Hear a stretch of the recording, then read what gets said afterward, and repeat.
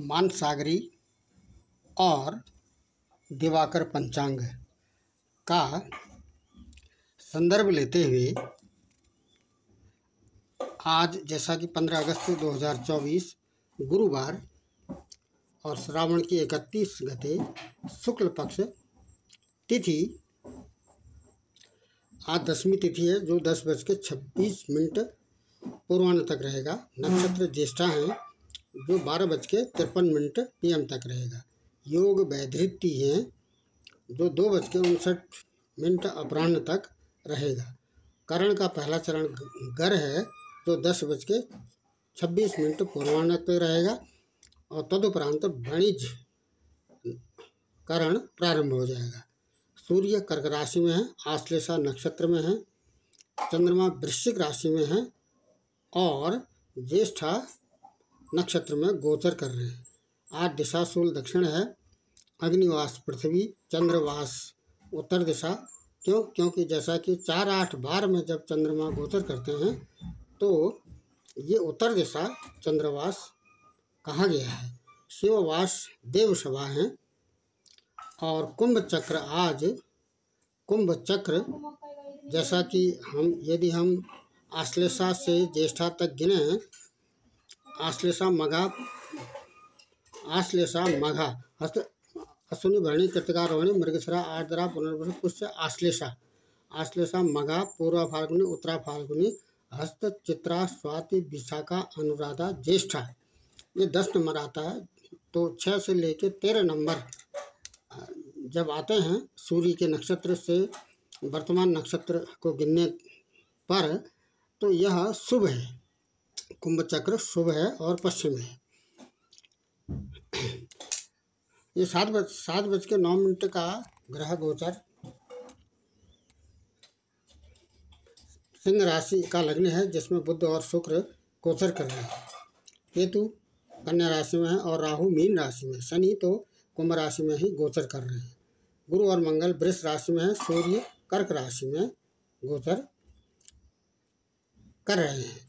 सूर्य कर्क राशि में 28 डिग्री गत कर चुके हैं, चल चुके हैं और चंद्रमा 26 डिग्री चल चुके हैं। तो इस प्रकार से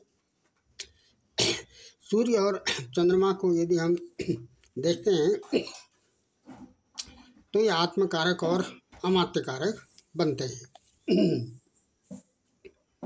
इस समय जो संदर्भ लिया गया है वह मानसागरी ज्योतिष की पुस्तक है। इसके पेज नंबर 206 और 210 तथा 219 पर चर्चा की जानी है। 206 में श्लोक नंबर 1 और श्लोक नंबर 5 जैसा कि इस जन्म पत्रिका किसी भी जन्म पत्रिका का विश्लेषण यदि करना हो तो क्या स्पष्ट होता है। ललाट पट्टे लिखिता विधात्रा षष्ठी दिने या अक्षर मालिका च ताम जन्मपत्री प्रकटिं विधाते दीपो यथा वस्तु घनांधकारे।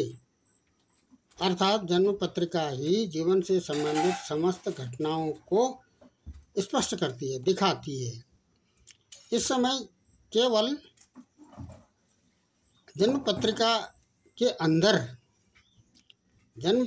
के अंदर गणनाओं पर आधारित विश्लेषण नहीं है, बल्कि एक दृष्टि यदि हम जन्म पत्रिका में डालते हैं, एक दृष्टि से देखते हैं तो बाहर से हमें जन्म पत्रिका क्या दिखाती है, बाहर से जन्म पत्रिका क्या दिखाती है। ये प्रश्नगत जन्म पत्रिका है।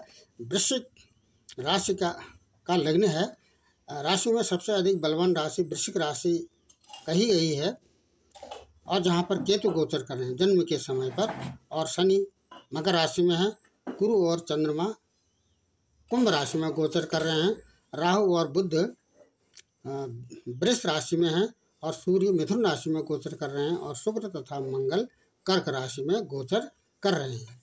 तो मानसागरी का जो पेज नंबर 206 है, श्लोक नंबर 1 से 5 तक, इसमें अनफा सुनफा और दुर्धरा योग के बारे में बताया गया है।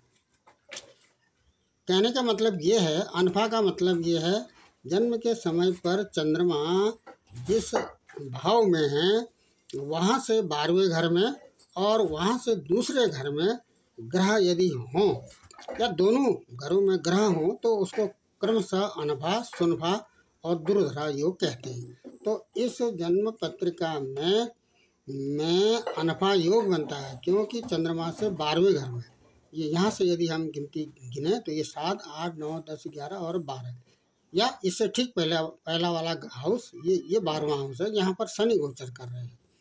तो जब चंद्रमा से 12वें भाव में कोई ग्रह हो और वह भी शनि हो तो ऐसा जातक भाग्यवान और गुणवान बताया गया है। यह जन्म पत्रिका भाग्यवान और गुणवान स्पष्ट करती है। क्यों? क्योंकि इसमें अनफा योग है, सुनफा और दुर्धरा योग इसमें नहीं बनता है। दूसरा, पेज नंबर 210 में यह कहा गया है कि ये तो चंद्रमा से बनने वाले हैं। अब सूर्य से ओसी, वेशी और उभयचर योग बनते हैं। सूर्य जहाँ पर है उससे 12वें स्थान में भी ग्रह हो और उससे दूसरे स्थान में भी ग्रह हो। ये जैसे सूर्य यहाँ पर इस स्थान पर है, इस हाउस में है, तो यहाँ से 12वें घर में भी ग्रह हैं और दूसरे घर में भी ग्रह हैं, तो यह उभयचर योग बनाता है। उभयचर, ये ओसी भी है और एसी भी है और उभयचर योग भी इसमें बनता है। अब ओसी योग तो बनता है क्योंकि सूर्य से 12वें घर में ग्रह हैं। 12वें घर में कौन सा ग्रह है? बुध ग्रह है और राहु है।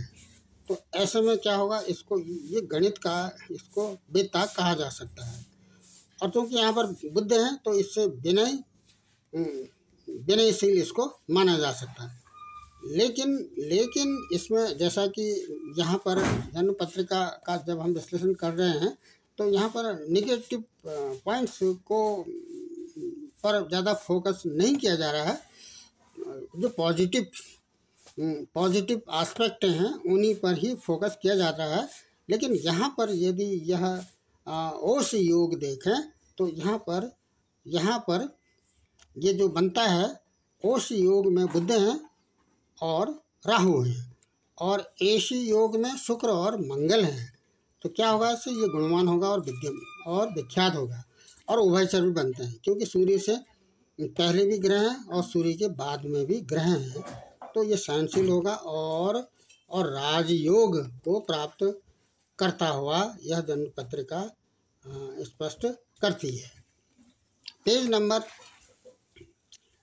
यदि पेज नंबर 219 को देखें तो पेज नंबर 219 के श्लोक नंबर 21 में यह स्पष्ट किया गया है कि यदि किसी भी जन्म पत्रिका के 6 स्थान पर ग्रह हों हैं, इस जन्म पर 1, 2, 3, 4, 5, 6 हाउस में 6 घरों में ग्रह हैं।